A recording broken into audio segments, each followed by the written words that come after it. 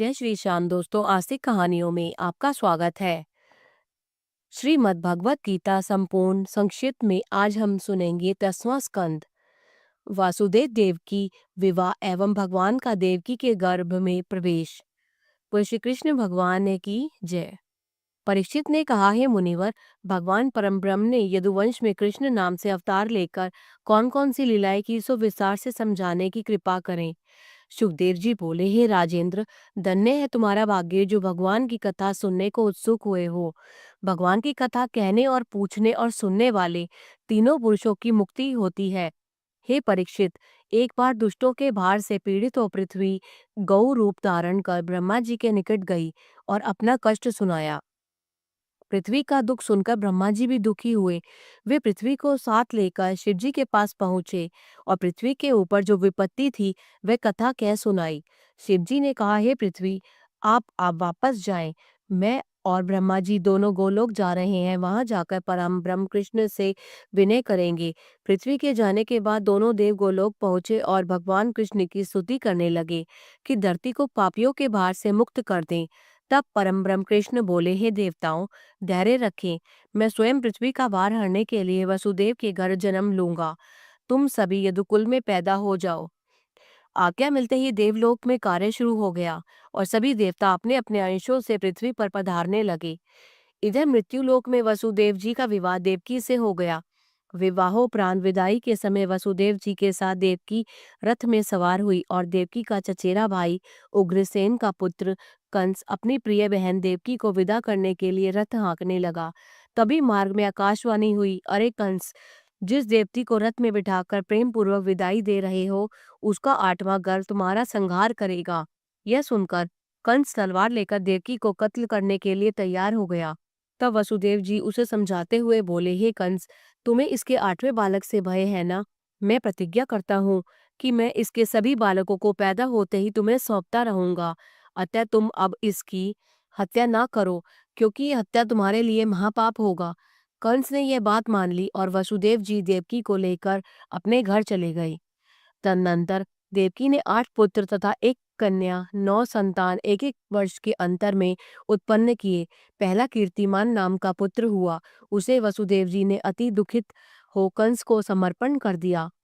तब वसुदेव जी को सत्य में स्थिति देखकर कंस हंसकर बोला, यह बालक अपने घर ले जाओ, इससे हमें कुछ भय नहीं है। तुम दोनों से 8वां पुत्र जो होगा उससे हमारी मृत्यु निश्चित ही गई है। ये सुनकर प्रसन्न हो बच्चे को लेकर वसुदेव जी अपने भवन को आ गए। तभी नारद जी कंस के पास आए और बोले, हे राजेंद्र, ब्रज में नंद आदि सभी गोप तथा उनकी पत्नियां और मथुरा में वसुदेव आदि यादव और देवकी आदि सभी देवताओं के अवतार हैं। वे सभी तुम्हारे शत्रु हैं। नारद के लौटने पर कंस सभी गोपों और यादवों को अपना शत्रु समझने लगा। वह विचार करने लगा, न जाने देवकी का कौन सा बालक विष्णु का अवतार होगा और मुझे मारेगा।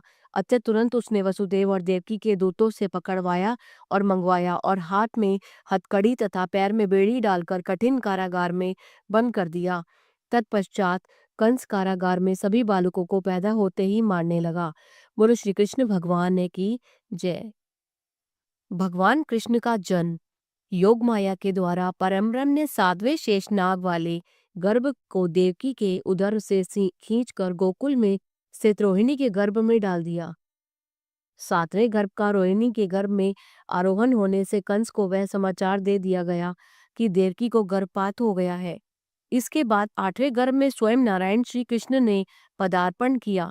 कंस की समस्त रक्षा व्यवस्था को तोड़कर वसुदेव उस बालक को भयानक जल वृष्टि के बीच गोकुल छोड़ आए और वहां से सद्य जात कन्या को लाकर देवकी के पास में लिटा दिया। वसुदेव ने जब देवकी के गर्भ से उत्पन्न कृष्ण की मनोहर छटा देखी तो विस्मित रह गया। उनका शरीर अत्यंत कामनीय और भुजा, हाथ में मुरली, कानों में मकर की आकृति के कुंडल, शरीर का पीतांबर और अंगों में चंदन, खुशबू, अगर, कस्तूरी तथा कुमकुम लगा हुआ, माथे पर मोर पंख, बिंब फल के समान अधर, टेढ़ी कमर, वक्षस्थल पर वनमाला और कौस्तुभी मणि विराजमान थी। वसुदेव ने उनके इस अप्रकट इंद्रिय अगोचर निर्गुण अविनाशी परमब्रह्म सनातन रूप को देखकर नाना विधि से वस्तुति गायन किया। तब बालक रूप में प्रसन्न श्री नारायण प्रभु ने उनसे कहा कि तुम्हारे तप के फलस्वरूप ही मैं तुम्हारे यहाँ पुत्र रूप में जन्म लिया है। तुम्हारा कल्याण हो। पिछले जन्म की कथा सुनाते हुए परमात्मा ने बताया कि वसुदेव पूर्व जन्म में सुपता नाम के प्रजापति थे। इनकी पत्नी का नाम प्रश्नी था। उस जन्म में तुमने तपस्या करके मुझसे यही वर मांगा था कि तुम्हारे यहाँ मेरे समान ही पुत्र उत्पन्न हो। वसुदेव ने कृष्ण के आदेश पर ही उन्हें गोकुल में यशोदा के यहाँ पहुंचाया था। बोलो श्री कृष्ण भगवान ने की जय। ओम नमो भगवते वासुदेवाय। योगमाया की आकाशवाणी। श्री सुखदेव जी ने कहा, हे राजन, जब वासुदेव यशोदा के कन्या को लेकर वापस कारागार में आए तो द्वार पहले की तरह बंद हो गया और वसुदेव एवं देवकी पहले की तरह हथकड़ी बेड़ी पहनकर बैठ गए।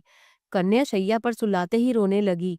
उसने रोने से देवकी प्रसन्न हुई, लेकिन द्वारपाल जाग गए। उन्होंने कंस को बुला लिया। कंस उस बालिका को उठाकर धरती पर पटकने को तैयार हो गया। कंस को इस कृत्य के लिए रोकने की वसुदेव देवकी ने बहुत कोशिश की, किंतु वह मूढ़मती कहाँ मानने वाला था। उसने कहा कि तिनका भी आदमी का विनाश करने में संभव है, इसलिए यह बालिका भी मेरे प्राणों की बाधा बन सकती है, अतः मैं इसे अवश्य खत्म करूंगा। बालिका को पटकते ही वह आकाश में उड़ गई। तभी आकाशवाणी हुई, हे कंस, मुझे पटकने से तुम्हें क्या मिला? तुझे मारने वाला तो कहीं और जन्म ले चुका है। और यह कहते ही योग माया अंतर ध्यान हो गई। तब कंस उसी समय से अपनी मौत की प्रतीक्षा में चिंतित रहने लगा और वसुदेव देव की प्रसन्नचित्त हो अपने महल में जाकर रहने लगे। बोलो श्री कृष्ण भगवान ने की जय। भगवान श्री कृष्ण का जन्मोत्सव। श्री सुखदेव जी ने कहा, हे परीक्षित, भगवान ने देवकी के उदर से खींचकर जो गर्भ रोहिणी के उदर में डाला था, उससे श्री बलराम जी हुए। कृष्ण जन्म के अवसर पर उन्हें गोकुल छोड़ने और वसुदेव के मथुरा लौट जाने पर नंद यशोदा ने मंगलमय उस प्रसूति गृह में नए मेघों के समान कांतिपूर्ण बालक को भूमि पर पड़ा देखा। यह अत्यंत सुंदर बालक शरद काल की पूर्णिमा के चंद्रमा को विलज्जित कर रहा था। उसकी दोनों नेत्र नील कमल के समान थे। अंगों में धूल कण लगे हुए थे। कभी हंसता था, कभी रोता था। कभी रूप को इस प्रकार देखकर नंद और यशोदा अत्यंत हर्षित हुए। धाई ने उसे बालक को शीतल जल में स्नान कराया। बालक की नाल काटी। गोपियां प्रसन्न होकर जय जयकार करने लगी। स्थूल नितंब और चलायमान स्तनों वाली सभी गोपियां वहां आई और बालिकाएं, सखियां, ब्राह्मणी स्त्रियां प्रसूति गृह में जाकर उस अलौकिक सौंदर्य के धनी बालक को देखने लगी, उसे आशीष देने लगी। कुछ ने वात्सल्य में उसे अपनी गोद में उठा लिया तथा उसका मुख चूमने लगी। नंद ने स्नान करके 2 वस्त्र धारण कर पूजा विधान संपन्न किया। ब्राह्मण भोजन कराया, बाजे बजवाए, याचकों को दिल खोलकर दान किया। अंत में ब्राह्मणों को दान से संतुष्ट किया। उत्तम रत्न, मूंगे, हीरा, 50 ढेर स्वर्ण, 100 ढेर चांदी, वस्त्र, 1000 गौएं, दही, दूध, मक्खन, मिष्ठान आदि प्रदान किए। ब्रजराज नंद के इस प्रकार नाना पदार्थों से पूजा विधान संपन्न करते हुए ब्राह्मणों, गोप गोपियों को दान दक्षिणा से तुष्ट करके पुत्रोत्सव संपन्न किया। इस प्रकार वह बालक शुक्ल पक्ष के चंद्रमा के समान दिनों दिन बढ़ने लगा और नंद के यहाँ बलराम और कृष्ण पलने लगे। बोले श्री कृष्ण भगवान ने की जय। पूतना का वध। सुखदेव जी मुनि बोले, राजन, योग माया की आकाशवाणी सुन कंस को बड़ी चिंता हुई। कंस ने देवकी के इन पुत्रों को विनष्ट करने के लिए पूतना को बुलाकर कहा कि तुम गोकुल में नंद के घर जाओ और स्तनों में विष लगाकर शीघ्र ही नवजात शिशु को पिला दो। आज्ञा सुनते ही पूतना कंस को प्रणाम कर अपने कार्य को चल पड़ी। ब्रज में पहुंचकर उसने नंद का घर देखा, जहां द्वार पर द्वारपाल पहरा दे रहे थे। ऐसे भवन में वह पूतना मनोहर रूप बनाकर प्रवेश कर गई। पूतना को देखते ही गोपियों ने अनुमान लगाया कि कहीं दुर्गा या लक्ष्मी कृष्ण को देखने तो नहीं आए, अतः सबने उसका पूर्ण आदर सत्कार किया। जब एक गोपी ने उससे पूछा कि तुम कौन हो, तो पूतना ने उन सभी को बताया कि मैं मथुरा रहने वाली एक ब्राह्मण स्त्री हूँ। मैंने ये समाचार सुना कि नंद ने एक महान पुत्र को उत्पन्न किया है, जिसे देखने मैं यहाँ आई हूँ, ताकि उसे आशीष देकर मुझे भी कुछ दान दक्षिणा प्राप्त हो सके। ऐसा सुनकर यशोदा ने बाल कृष्ण को पूतना की गोद में दे दिया। पूतना ने उसे दुलार करते हुए अपना स्तन उसके मुंह में लगा दिया। कृष्ण तो अंतर्यामी थे। भगवान ने रहस्य जान लिया। वे पूतना के स्तनों को पकड़कर उसकी छाती पर बैठकर हंसने लगे तथा उसके प्राणों सहित स्तनों से विष युक्त दूध का पान किया। उस पूतना के प्राण निकलते ही बालक हंसता रहा और पूतना का सुंदर मृत शरीर भयानक राक्षसी के रूप में बदल गया। यशोदा और अन्य गोपियों ने हतप्रभ होकर यह दृश्य देखा और बालक कृष्ण को गोद में उठा लिया। बाद में प्रसन्नता पूर्वक पूतना के मृत शरीर को विधि पूर्वक दाह संस्कार करा दिया गया। और श्री कृष्ण भगवान ने की जय। तृणावर्त उद्धार। परीक्षित बोले, हे मुनीश्वर, अब आप कृष्ण की बाल लीलाओं का वर्णन करें।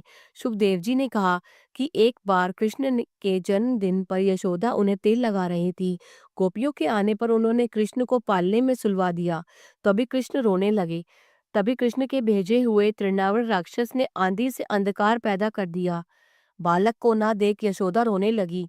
दैत्य ने कृष्ण को अंधकार का फायदा उठाकर ले भागा, किंतु उसे अधिक दूर न ले जा सका, क्योंकि उनका भार इतना बढ़ गया कि तृणाव्रत संभाल नहीं पाया। तभी कृष्ण ने उसका गला पकड़ लिया और गला दबा दिया। गला दबते ही दैत्य की आंखें निकल आई और वह गिर पड़ा। गोपियां कृष्ण को वहां पड़ा देख देख उठा लाई और यशोदा की गोद में डालते हुए दानव की मृत्यु घटना की सारी बात हर्षपूर्वक सुनाई। बोलो श्री कृष्ण भगवान ने की जय। भगवान की लीलाएं एवं उखल बंधन। सुखदेव जी बोले, हे परीक्षित, एक दिन बलराम आदि के साथ खेलते हुए श्री कृष्ण ने माटी खाई। माटी खाते देखकर सब ग्वाल वालों ने यशोदा से जाकर कहा कि श्याम ने माटी खाई है। तब यशोदा चंचल नयन करके कृष्ण से कहने लगी, हे बालक, तुमने मिट्टी किस कारण खाई? मैंने मिट्टी नहीं खाई, यह झूठ बोलते हैं। विश्वास न हो तो मेरा मुंह देख लो। माँ ने उनके मुंह में देखा तो उसमें सभी लोग और समस्त दृष्टि दिखाई पड़ी। वे आश्चर्य में डूब गई। उन्हें विश्वास हो गया कि कृष्ण ईश्वर हैं। फिर सब भूलकर उन्हें गोद में ले दुलारने लगी। हे राजन, एक बार यशोदा श्री कृष्ण को गोद में लिटाकर दूध पिलाने लगी। इतने औरता दूध उबलने लगा। उसको देखकर कन्हैया को गोद से उतारकर दूध को उतारने दौड़ी। कृष्ण ने क्रोध से करके सब बासन फोड़ डाले और मक्खन का बर्तन उठाए और बाहर जाकर ग्वाल वालों के साथ मक्खन खाने लगी। यशोदा जब दूध उतारकर लौटी तो देखा कि दही की मटकी फूटी हुई है और सारा मक्खन बिखरा हुआ है और कृष्ण वहां नहीं है। जब आंगन से बाहर आकर देखा तो कृष्ण ओखली पर चढ़कर ग्वाल बालों को हंस हंस कर मक्खन बांट रहे थे और सभी खुश होकर खा रहे हैं। माँ चुपके से वहां पहुंची तो कृष्ण भागने लगे। माँ ने उन्हें पकड़ लिया और रस्सी से उन्हें ऊखल से बांधने लगी, किंतु रस्सी 2 अंगुल छोटी पड़ गई। तब यशोदा ने एक एक करके अनेक रस्सियां जोड़ी, किंतु फिर भी छोटी ही होती चली गई। यह देख यशोदा आश्चर्य से पसीने में डूब गई। माँ को थका हुआ जानकर कृष्ण शीघ्र ही बंध गए। बालक कृष्ण को ओखली से बंधा मैया यशोदा घर के कार्य में लग गई। तभी से उनका नाम दामोदर लाल पड़ गया। बोलो श्री कृष्ण भगवान की जय। अगर आपको अध्याय सुनने में आनंद प्राप्त हुआ तो कृपया करके इसे लाइक कीजिए और अधिक से अधिक शेयर कीजिए ताकि अधिक से अधिक व्यक्ति इसका लाभ उठा सकें। यह कथा आपको आनंद प्रदान करेगी। जय श्री श्याम।